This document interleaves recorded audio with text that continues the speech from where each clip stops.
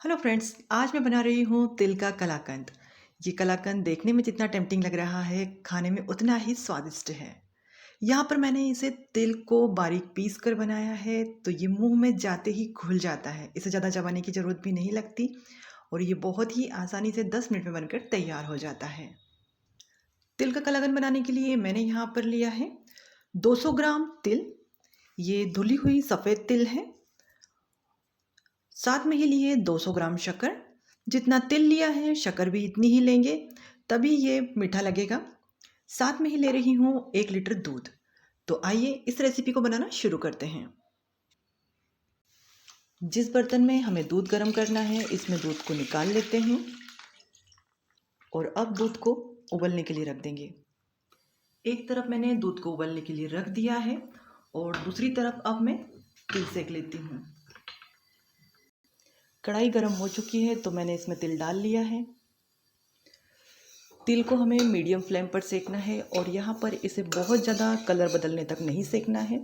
जब तिल चटकने लगेगी तो हम गैस का फ्लेम ऑफ कर लेंगे। इसे अभी हम चलाते रहेंगे। मैं आपको जूम करके दिखाती हूँ। तिल इस तरह से चटकने लगी है, तो अभी हम इसे थोड़ी देर तक चलाएंगे और अब गैस का फ्लेम ऑफ कर देंगे। गैस का फ्लेम ऑफ करने के बाद तिल को कढ़ाई में नहीं छोड़ना है, इसे हम किसी बर्तन में निकाल लेंगे ताकि ये ठंडी हो जाए। अगर हम तिल को कढ़ाई के अंदर ही छोड़ देते हैं तो वो जल जाएगी। अभी हम इसे रूम टेम्परेचर पर आने देंगे। दूध को भी 1 से 2 बार चला लेंगे ताकि ये तले में चिपक ना जाए। दूध में उबाल आ चुकी है, तो अब हम गैस का फ्लेम ऑफ कर लेते हैं और मैं इसके अंदर अब डाल दूंगी आधा नींबू का रस। नींबू का रस हमें गैस का फ्लेम ऑफ करने के बाद ही डालना है। अगर आपके पास नींबू का रस नहीं है तो आप इसमें दही का पानी डाल सकते हैं या फिर टाटरी भी डाल सकते हैं। और अब हम इसे धीरे धीरे चला लेंगे।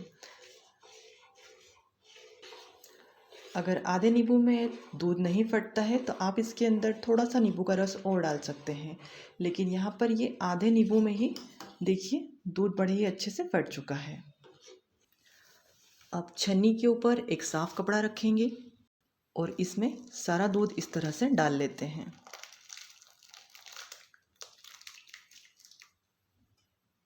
दूध से निकले हुए इस पानी को आप पराठे बनाने के काम में ले सकते हैं। अब ये फटा हुआ दूध इस तरह से कपड़े में आ गया है, तो मैं इसे 2 से 3 गिलास पानी डालकर इस तरह से धो लूँगी ताकि इसमें जो नींबू का खट्टापन है ये सारा निकल जाए।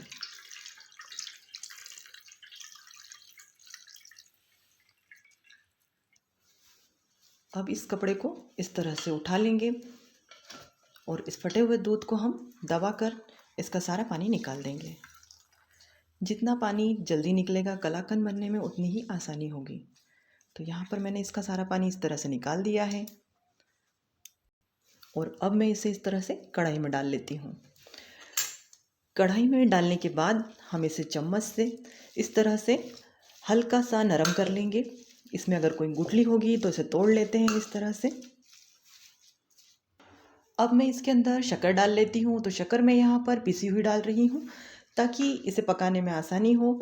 आप चाहें तो खड़ी शक्कर भी डाल सकते हैं और इसे एक बार अच्छे से मिक्स कर लेती हूँ। अब लो फ्लेम पर मैं कढ़ाई को रख देती हूँ और इसे हम लो फ्लेम पर ही अभी पकाएंगे। शक्कर घुल जाएगी तब तक इसे चलाते रहेंगे। तिल यहाँ पर हमारी रूम टेम्परेचर पर आ गई है, तो मैं इसे हल्का दरदरा पीस लेती हूँ। तिल को हमें यहाँ पर बहुत ज़्यादा बारीक नहीं पीसना है, नहीं तो इससे तेल निकलने लगेगा। तिल को मैंने इस तरह से बारीक पीस लिया है। मिक्सर को हम 2-3 बार बंद चालू करेंगे और इस तरह से तिल को पीसेंगे तो ये इस तरह से बारीक पाउडर हमें मिलेगा। अभी हम इसे साइड में रख देते हैं। कढ़ाई में शक्कर भी पिघल चुकी है, तो हम इसे भी बीच बीच में चलाते रहेंगे। इसमें अगर आपको लग रहा है कि कुछ गुठलियाँ पड़ी है तो उन्हें इस तरह से दबा कर तोड़ लेंगे हम।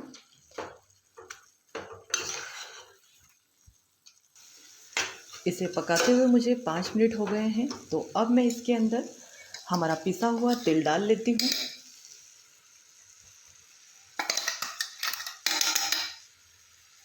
और अब हम इसे अच्छे से मिक्स कर लेते हैं।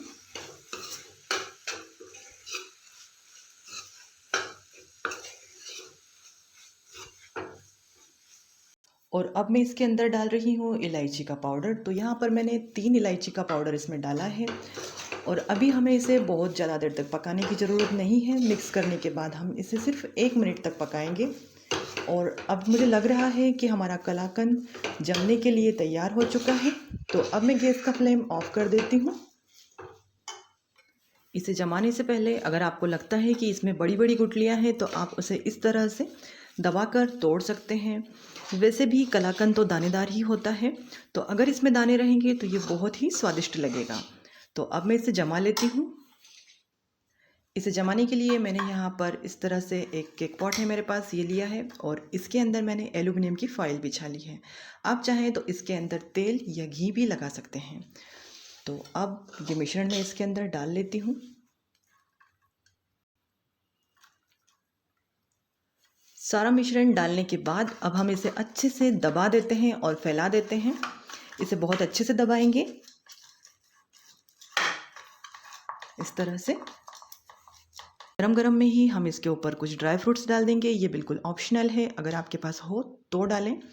और ड्राई फ्रूट डालने के बाद हम इसे थोड़ा सा और दबा देंगे ताकि ड्राई फ्रूट अच्छे से चिपक जाए। अभी आपके पास समय हो तो आप इसे ऐसे ही छोड़ दीजिए, तो ये बहुत ही जल्दी सेट हो जाती है। और अगर आप चाहें तो इसे फ्रिज में भी रख दें। फ्रिज में रखेंगे तो अभी ठंड के दिन है, इसका घी जम जाएगा, इसलिए आप इसे बाहर रख कर ही सेट होने दें। इस कलाकंद की रेसिपी को बनाने में हमें सिर्फ 10 मिनट का समय लगा है। 5 मिनट में ही कलाकंद अच्छे से सेट हो गया है। तो मैं इसे निकाल कर दिखा देती हूँ। ये एल्यूमिनियम फॉइल जो मैंने दूसरी तरफ लगाई थी, इसे निकाल लेते हैं।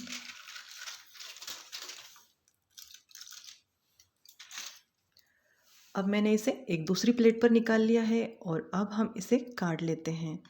आप देख सकते हैं ये कितना नरम है, बड़ी आसानी से कट रहा है। आप इसे मन चाहे आकार में काट लीजिए। आप इस रेसिपी को एक बार ज़रूर ट्राई कीजिए। ये कलाकंद बहुत ही आसानी से बन जाता है और बहुत ही स्वादिष्ट लगता है। और इसे चबाने की भी ज़्यादा ज़रूरत नहीं होती है, मुंह में जाते ही ये घुल जाता है। मैं आपको एक पीस उठाकर दिखा रही हूँ, ये देखिए। आपको मेरी आज की रेसिपी पसंद आई हो तो इसे लाइक कीजिए और भी इस तरह की रेसिपीज़ देखने के लिए मेरे चैनल को सब्सक्राइब कीजिए।